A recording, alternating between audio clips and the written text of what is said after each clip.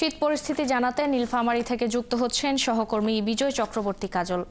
বিজয়, জেলার আজকের সর্বনিম্ন তাপমাত্রা কত, আর কুয়াশা পরিস্থিতির উন্নতি কি হয়েছে কেমন দেখছেন, এবং আবহাওয়া বিভাগ কি বলছে?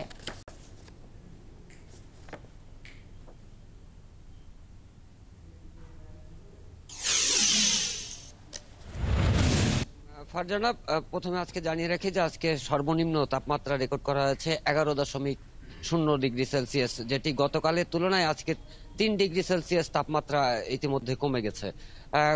এখন পর্যন্ত যে যদি জেলার পরিস্থিতি বলি, যে এই মুহূর্তে গতকালকে যেহেতু আপনার কুয়াশা না থাকলেও মেঘাচ্ছন্ন আকাশ ছিল, যার কারণে কিন্তু আপনার শীতের তীব্রতাটা বেশি ছিল। তবে আজকে কুয়াশার পরিমাণ এতই বেশি যে একেবারে ঘন কুয়াশায় গোটা জেলা ইতিমধ্যে আপনার কুয়াশার চাদরে ঢেকে রয়েছে।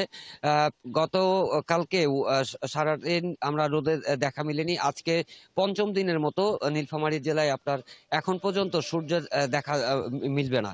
কারণ হচ্ছে যেহেতু এখন পর্যন্ত আপনার কুয়াশার চাদরে ঢাকা রয়েছে, এবং যে শীতের যে তীব্রতা, সাথে হিমশীতল বাতাসে যে নীলফামারী জেলার যে জনজীবন পুরোটাই বলা চলে যে বিপর্যস্ত হয়ে পড়েছে।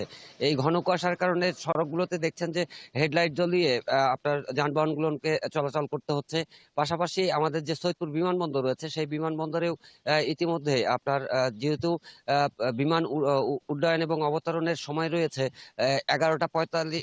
10টা 45 মিনিটে আপনার প্রথম বিমান ঢাকা থেকে নীলফামারী সৈয়দপুর বিমানবন্দরে আপনার অবতরণ করার কথা, এবং এই 11টা 5 মিনিটে আপনার একটি বিমান ঢাকার উদ্দেশ্যে ছেড়ে যাওয়ার কথা। কিন্তু আকাশের যে দৃষ্টিসীমা সেটি না পাওয়ার কারণে আপনার কিন্তু বিমান উঠানামা মোটামুটি অবতরণ দুপুরের পরে গড়িয়ে গেলেও আপনার দেরি হচ্ছে আপনার উড্ডয়ন এবং অবতরণে।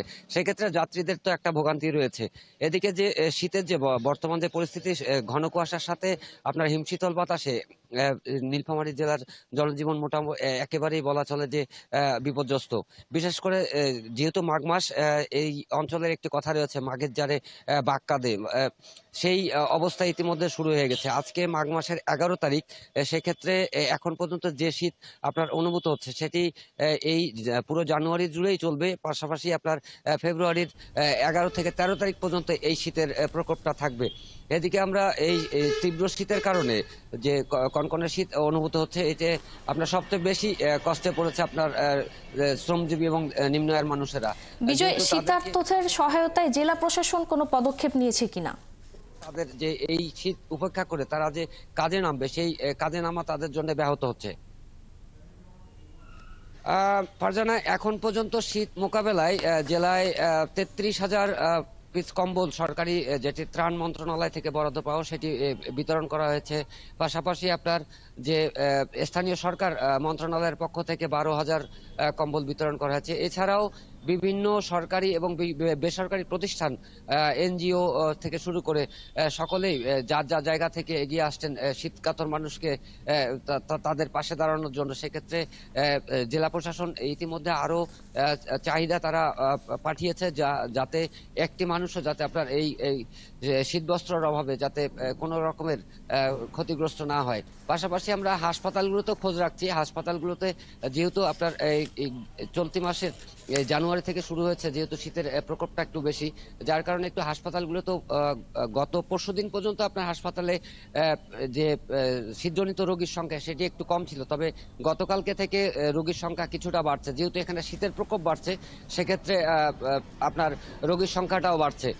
আর নীলফামারী জেলাটা যদিও আপনার হিমালয়ের পাদদেশের জেলা, যার কারণে পঞ্চগড়ের পরাপরেই কিন্তু আপনার নীলফামারীতে শীতের তীব্রতাটা বৃদ্ধি পায়। তবে এবার পুরো ডিসেম্বরে জেলার তাপমাত্রা 11 থেকে 14 ডিগ্রি সেলসিয়াসের মধ্যে থাকলেও জানুয়ারি পড়ার সাথে সাথে আপনার 10 থেকে 14 ডিগ্রির মধ্যে উঠানামা করছে। তবে যে আমাদের সর্বোচ্চ যে তাপমাত্রাটা সেটি কিন্তু আপনার 16 থেকে 20 ডিগ্রি অথবা 21 ডিগ্রির মধ্যেই আপনার উঠানামা করছে, যার কারণে দিন এবং রাতের যে তাপমাত্রা সেটার পার্থক্য কিন্তু খুব কম বলা চলে। যে একেবারে আজকে দেখেন যে 11 ডিগ্রি সেলসিয়াস তাপমাত্রা চলছে, হয়তো এটা দিন শেষে যে সর্বোচ্চ তাপমাত্রা রেকর্ড করা হবে সেটা দেখা যাবে যে 20 থেকে 22-এর মধ্যে। এই যে 9-10। ধন্যবাদ বিজয়, আপনি সেখানে থাকুন, আরো খোঁজ খবর রাখুন।